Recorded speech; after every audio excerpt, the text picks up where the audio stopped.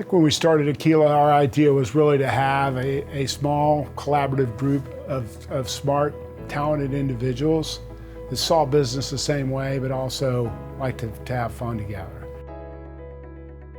We just basically 6 guys coming from different spectrums of the real estate, primarily from national players, really felt like a local boutique was what Austin needed at the time. The market before we started AQUILA was, in hindsight, pretty small, and there were only 8 companies that we felt like we competed against. I felt like collaboration and information sharing was key to our business. I think the culture for national companies had been more of a siloed culture. The different platforms didn't talk to one another, so the tenant rep group wasn't talking to the asset services group, which wasn't talking to the investment sales people. And that was frustrating for me. The other thing we had a hard time doing is really getting a focus on what we were doing in Austin.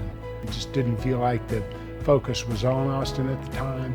Corporation just moved too slow to really take advantage of the trends we were seeing. Coming from different sides of the business, from the asset services side on Chad and my side, from the tenant rep perspective on Chris, Jay, and Sloan, really bringing that together with Mike's expertise on owning and operating real estate, felt like we brought 3 different expertise to the table, along with really kind of 3 different styles of doing things.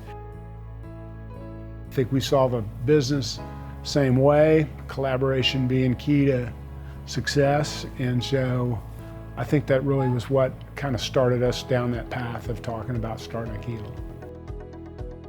Early on, when we were talking about forming AQUILA, we had a lunch over at El Roya, and we sat down with a napkin and started really bubbling out what the company could look like in terms of the different platforms and how they could collaborate and how we could go grow those things. And we moved into Heartland Plaza, and that was an asset that we were going to lease. So there was a couple thousand feet on the 3rd floor. And we took some old furniture that was from a defunct tenant. It was ragtag. We had, old conference tables, old nasty cubes, and we all jammed into this space. And I think by the time we moved out of it, there was probably 16 or 17 people in 2,000 feet. So we were an early adopter of the high density office. But I think that ultimately added to their collaboration that we were trying to really establish as a cornerstone of how we did business. I think it was our collaborative nature that allowed us to go compete with national companies. And frankly, I think they liked the story of what we were telling them and believed it. That's been something that's been true to our culture from day one, and it's true today. When we started the company, we were young and we were aggressive and we were hungry. We're not quite as young as we were, but we're still very aggressive and we're still hungry. I think that our clients still see that.